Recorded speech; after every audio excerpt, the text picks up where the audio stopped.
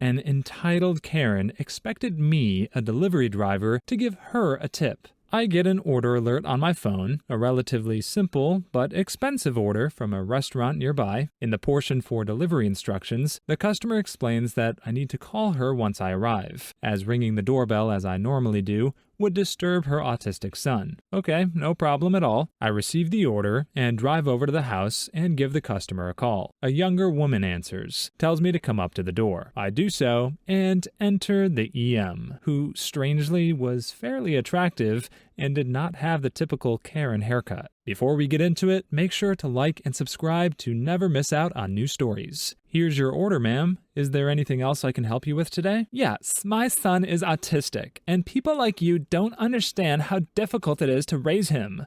I shouldn't have to pay this much for food. Can you give me a discount? I'm sorry, ma'am, but the app calculates your order total, not me. It's already been paid for. The EM did not like that answer. Her face changed from a smug smirk into a snarl. I suppose I didn't realize how ridiculous the idea that people pay for their own food is. Well, why don't you pay for it then?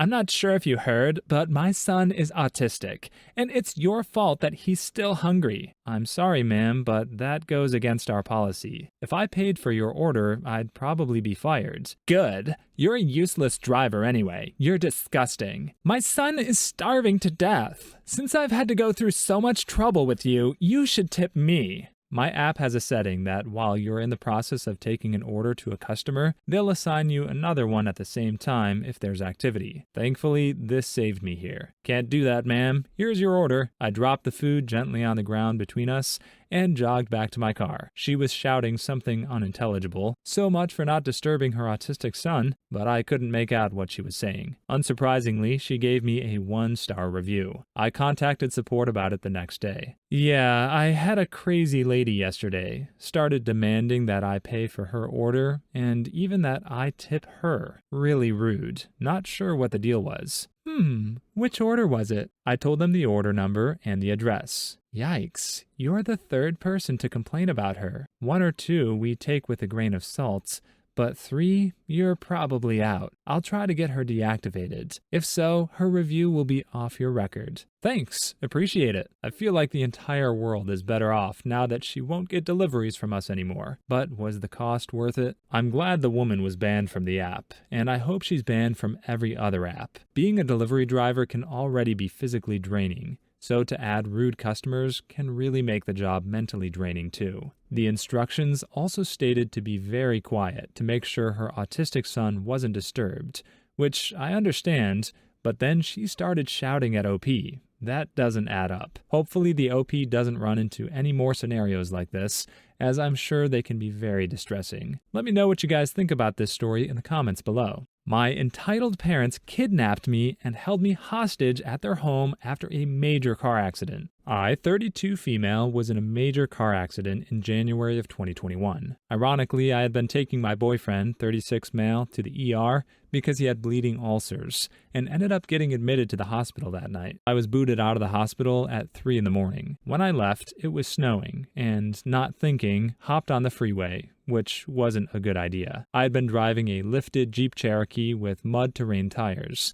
Not the best ever for snowstorm driving. Getting off the freeway to go home, my brakes locked up, and I went into a light pole head first at about 60 miles per hour. My Jeep didn't have airbags. Needless to say, my car was totaled, and I had to be extracted from the car by the fire department. This whole time, I had been blacking out and losing consciousness, and I still get random flashes. I don't have all my memories from that night, or several months after the accident. I got sent to the nearest trauma center, which was the same hospital I had just left. The nurses felt pretty bad about kicking me out. I ended up with a moderate to severe TBI, broken bone under my left eye, hairline fractures on the left side of my skull, bruising behind my ears, and black eyes. I had also cut open the inside of my mouth, had multiple lacerations all over my face, broke and bruised some ribs, had hairline fractures in my spine, broke my right wrist, my right knee, and my left foot, which required 2 surgeries, and I still need approximately 3 more. Needless to say, I was not doing great. I had recently gotten divorced the previous year and think that my entitled parents decided that my accident was my boyfriend's faults. I had to stay in the hospital for a total of 12 days, in which case the mild family drama exploded into a severe family inferno. As I got closer to being released, all I had wanted to do was go home to my boyfriend and our kids. He had 2 previously, and I had 1. My entitled mother decided that wasn't what she wanted. On the phone, we sound almost identical. The whole time that I was in the hospital, she had been getting on the phone and impersonating me to my apartment complex management, even going as far as calling the cops to get my boyfriend and his 2 kids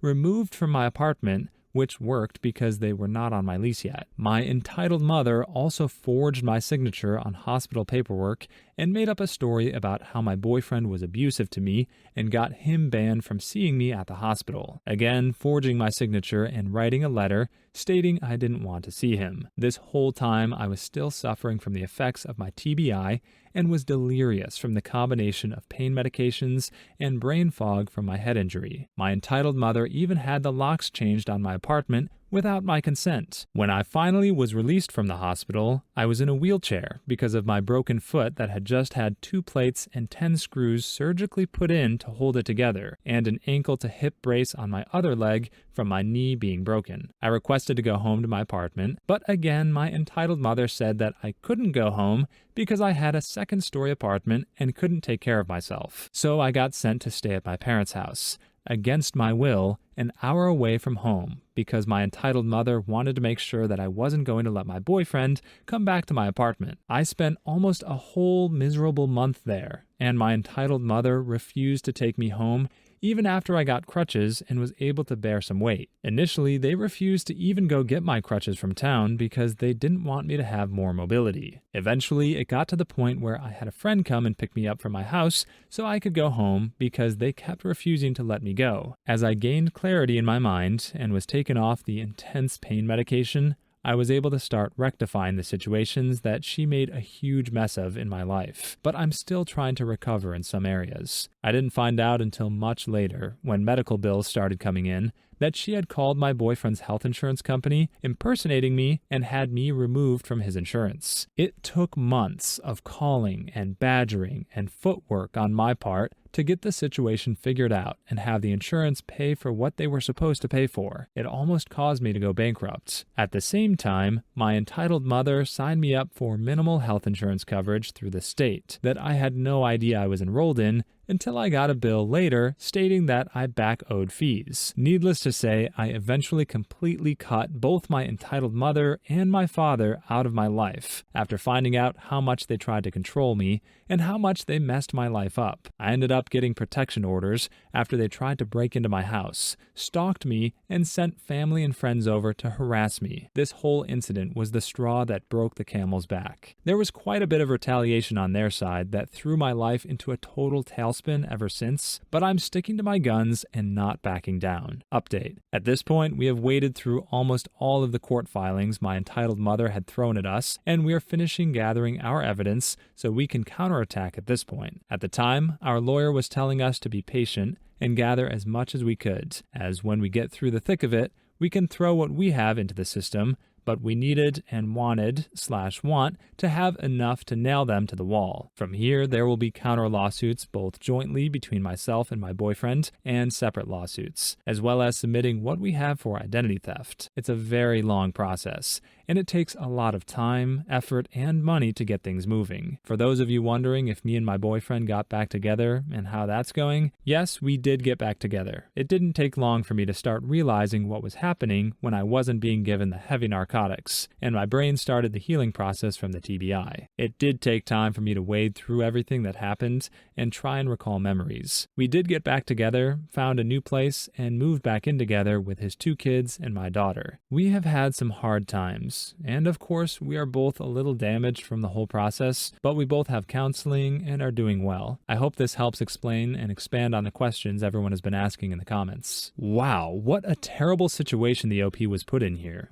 I couldn't imagine any parents being so evil. I hope OP wins her lawsuit against her entitled parents and can get her life back to normal. The fact her mother was so manipulative, stealing her phone and committing fraud, she also tried to get OP and her boyfriend to break up for no apparent reason other than to ruin OP's life by putting her in debt from thousands of dollars in medical bills. The OP should definitely cut all contacts with her parents after this court case is over. I hope the mother gets some type of punishment, as what she did seems beyond evil. What do you guys think? My entitled dad got angry because everyone complimented my 9-year-old daughter's cake she baked instead of paying attention to him. My daughter had her 9th birthday last week. Since she was very young, she accompanied me in nearly everything I did. As I like to cook and bake, she also had already plenty of experience with helping by making various dishes and cakes. For her last birthday, however, she wanted to go first time all solo, meaning I was to sit and wait in case she had a question, but everything else was her. She was incredibly proud, and so was I. From picking the recipe, measuring, mixing, etc., the only thing I did was pull it out of the oven. She then proceeded to make the frosting and decorate the cake, again, all by herself.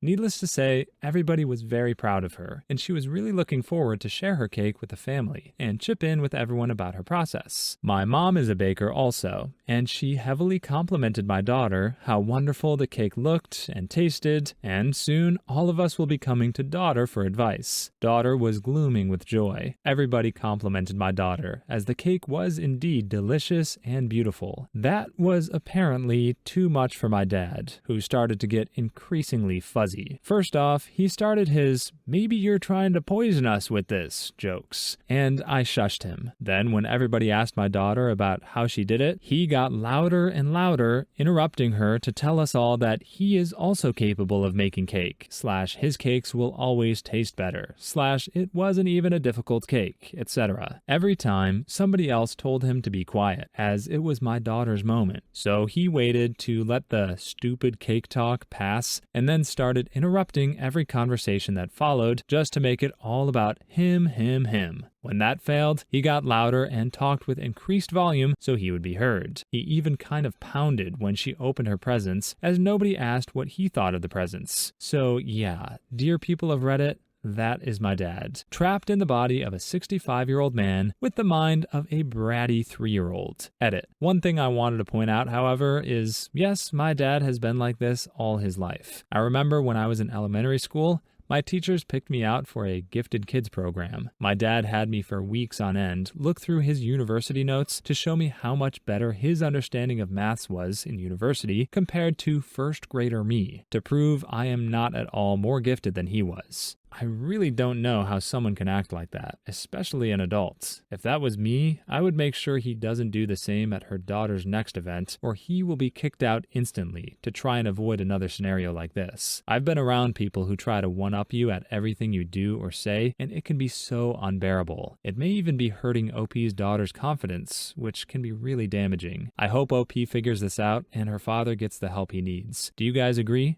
My entitled mother was upset that her boyfriend, who tried to unalive me, wasn't invited to Christmas brunch. A little backstory. My mom has always put her love interests and relationships before her children. I, 27 female, have one older sister, 30 female. Entitled mother has been this way since I can remember. She's uprooted us from home to move to a new city for a man she loved who was married, made me stay the night at boyfriends' houses that I wasn't comfortable at, and went as far as ditching my sister and I in a foreign country in a hostel while she went off with a man she just met for a one-night stand. She also slept with a guy I was seeing when I was around 17 or 18. Luckily, he was of legal age. You get the picture. The thing is, she's also incredibly intelligent, professional, built an amazing career for herself in academia, and has and can be very supportive and loving of both my sister and I. She's given us both so many opportunities in life as a single mother, so it feels terrible to even point out these issues I have with her. Cut to 2019. I'm now married with a wonderful husband. My sister has a long-term partner. Entitled mother has been dating this young man. They both live overseas,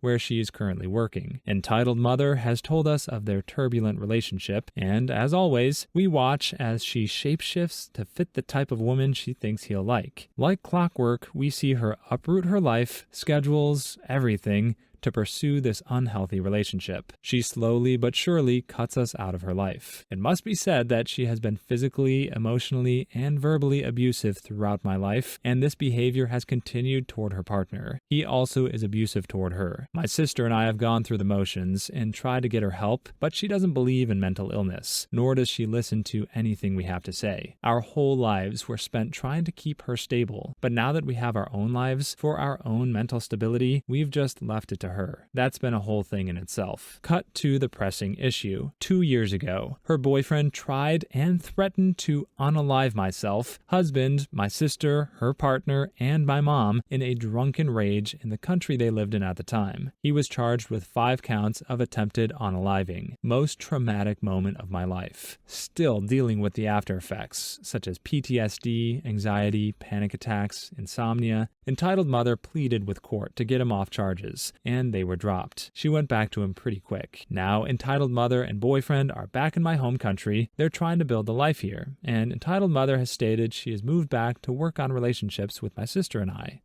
Bullcrap. The boyfriend sent a crappy 2-line email apology. Through therapy, I've decided to forgive them both and have worked on my relationship with my mom and even seen the boyfriend a few times. This took a long time to get to this stage. My sister doesn't want to set eyes on the boyfriend, and I 100% support her decision. She's still working on relationship with mom. Christmas is coming up, and it's tradition in our family to have a family brunch. Never missed a year. So I call my mom to chat about plans, and she's now mad that her boyfriend is not invited. He is not welcome at our home ever. I think that's a fair boundary. She has said things like, "I can't keep choosing between you and boyfriend," and "How long is it gonna take? He did that thing over 2 years ago," and "What does he have to do for you to accept him?" etc. So now I doubt she's going to come to Christmas. And I think this may be the last straw in our relationship. I've worked so hard on my own mental stability after all this, and I no longer want to be a second option for her. I just don't know how I could live with myself if I cut her off, but maybe I have to. Thanks for letting me vent. Edit.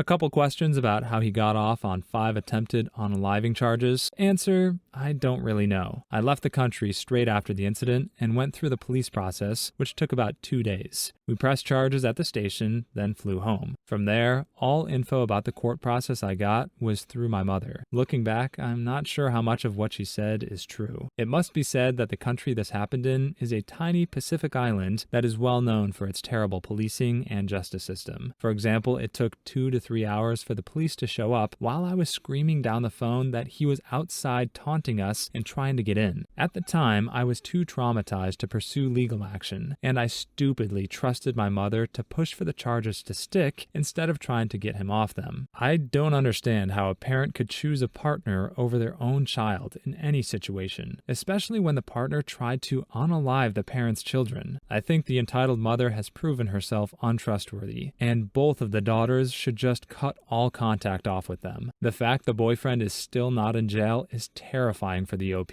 but I'm glad she tried to work through it with therapy so she could move on with her life. And if she doesn't feel comfortable, she definitely shouldn't invite him to the Christmas dinner. I know I wouldn't. Would you guys?